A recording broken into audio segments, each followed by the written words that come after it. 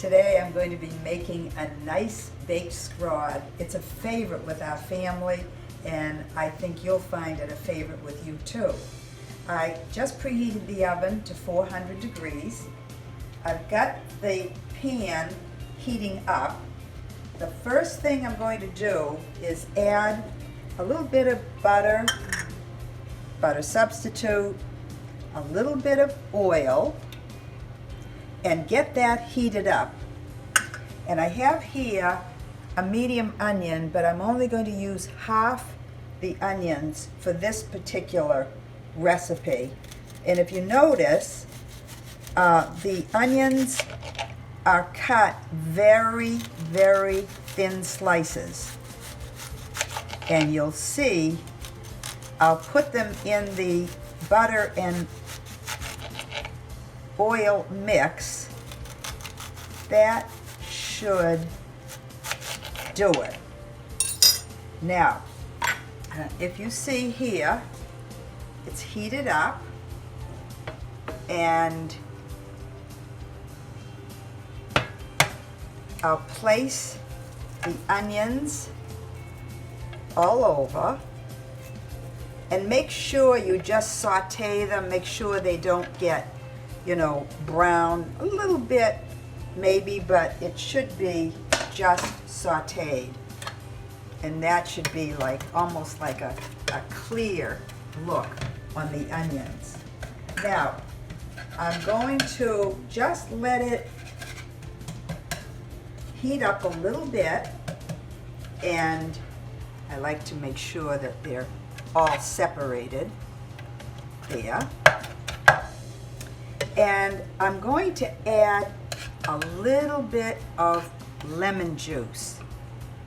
Not too much, because you don't want to just taste the lemon flavor, and that should be it. And the very last thing that I'll do is I'll add some white wine.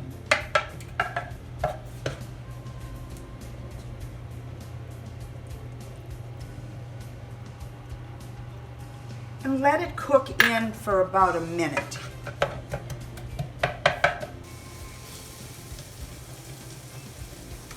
Now the onions really look sauteed, so I'm getting ready to add them to the bake dish.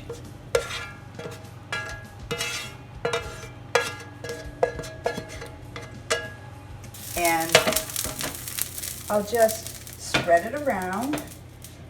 You can see here that. Now I'm going to add the fish. These are beautiful pieces of cod.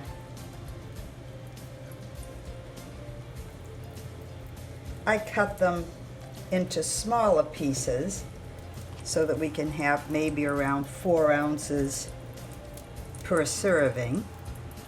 And first thing I'm going to do is spray each of the pieces of fish with an oil spray. And now I'd like to take you over here, and these are the panko crumbs that are going to go on top of the fish.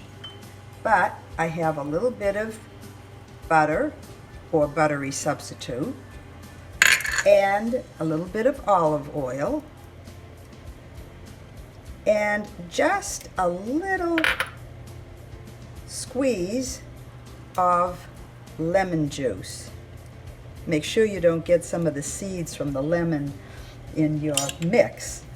And now take, and I actually, once I stir them with a spoon, I like to take and put my hands in to make sure I get a nice even mix. And I'll go over to the fish and add this to the top of each piece. And just before I put it in the oven, I'll spray it again. And again, I'm just going to remind you, it's 400 degrees for 20 minutes, but check it after the first 10 minutes and make sure that it doesn't get burnt. Otherwise, you're going to have to add a little bit of foil. But here is, oh, you're going to love this baked fish. Okay, now just another spray.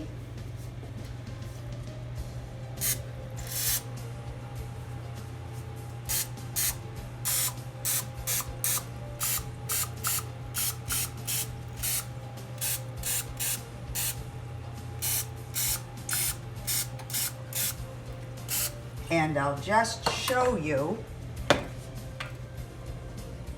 how this looks right now, and wait till you see it in a short while. Now, while that's baking, I'm going to prepare a fish chowder.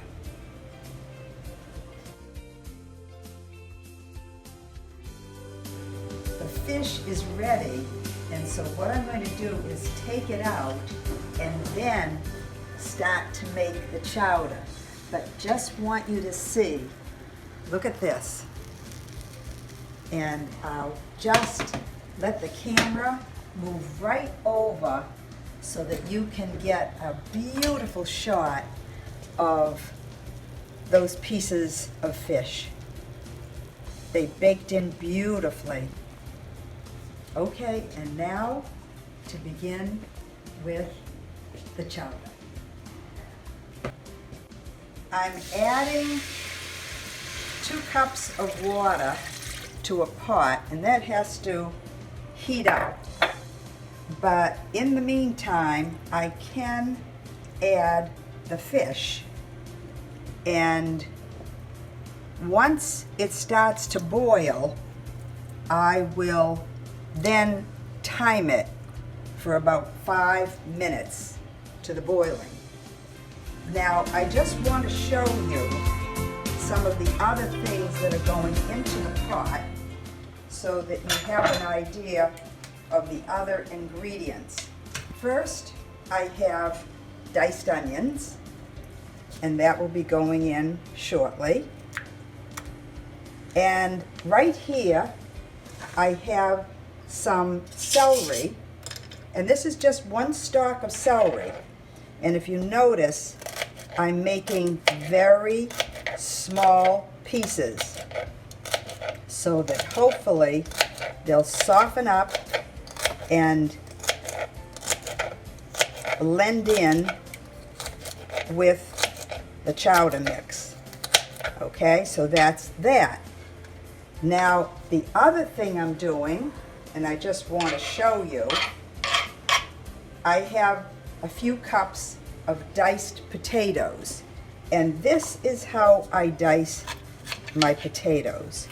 3 strips, okay, small pieces, you could say about 1/2 inch, and it's very easy. So make 3 strips and cut away. There. So these are the basic ingredients that are going in to this pot. Now you see how it's starting to steam up, and I'm going to add these ingredients in, but I'll start timing it when I see a little bit of a bubble and a boil. So there are the onions, and here go celery and potatoes.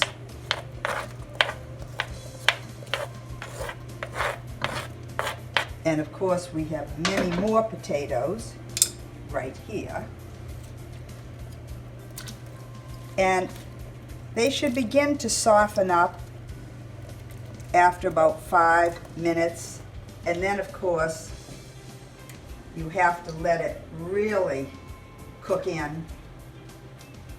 And I'll be adding some milk, and I also add a soy creamer. And you'll see with some other seasonings how this chowder is absolutely delicious. So that is the beginning, and we'll give it a little while to come to a boil. Okay, the chowder with the potatoes, all the vegetables, and the water are now nice and soft. They've been simmering for now 20 minutes. And what I've done in the interim is I have heated up some milk and soy creamer. That's 4 cups. And I'm going to add a few teaspoons of salt, plus a few tablespoons of flour, and we'll get this to a boiling point, just hot enough to put into the chowder. And I have 2 tablespoons of margarine or buttery spread. Mix it all in, and then pour it into the chowder mix and let it simmer for about 5 more minutes. Okay, so everything will go in here.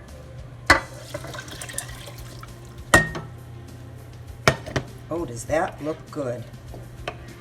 So we'll give it another 5 minutes to just blend in. And then we're ready to try the fish chowder. I am so happy to be able to show you this lovely chowder. And I'm going to take a few nice big scoops. You can see the fish, potatoes, and I'm sure all the other veggies and the butter that is on the top. I'm just going to take that much right now, and I will add some oyster crackers and indulge in a beautiful fish chowder with the baked fish right in front of me. And I'm telling you, it is an easy recipe, and I doubled the chowder recipe, and we'll have it for a few days, but I can see every vegetable along with the fish has been cooked beautifully.